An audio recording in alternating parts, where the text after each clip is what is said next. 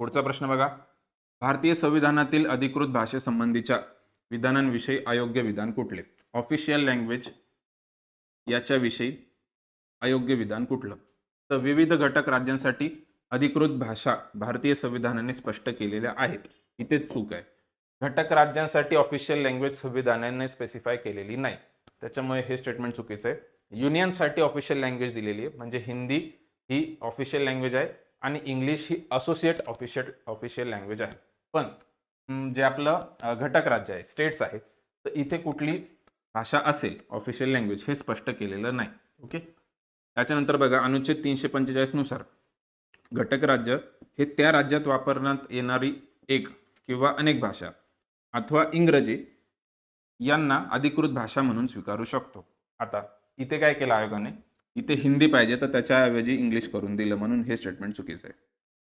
ठीक आहे. म्हणजे ऍक्च्युअल प्रोव्हिजन काय, की जे पण काही घटक राज्य आहेत, म्हणजे भारतातले जे स्टेट्स आहेत, तर ते त्या राज्यामध्ये बोलली जाणारी एक किंवा अनेक, ठीक आहे, म्हणजे एकापेक्षा जास्त, तर इतक्या भाषेला अधिकृत भाषा म्हणून मान्यता देऊ शकता, म्हणजे त्या राज्यांचा निर्णय.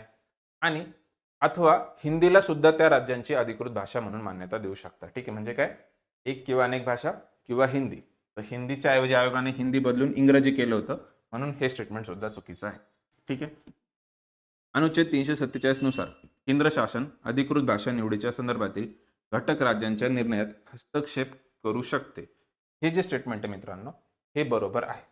याच्यामध्ये काय, की 347 मध्ये काय दिलेलं आहे, की त्या घटक राज्यामधले जे काही लिंग्विस्टिक मायनॉरिटी आहे, म्हणजे भाषिक अल्पसंख्याक जो समाज असेल, तर त्याच्या प्रोटेक्शनसाठी म्हणून केंद्र सरकार काही गोष्टींमध्ये हस्तक्षेप करू शकते, जर अशी वेळ आली तर.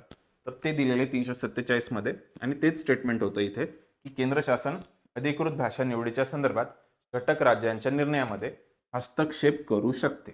ठीक आहे. तर सी स्टेटमेंट जे आहे ते बरोबर आहे. आपल्याला काय विचारले? अयोग्य विचारले. ए आणि बी अयोग्य आहे.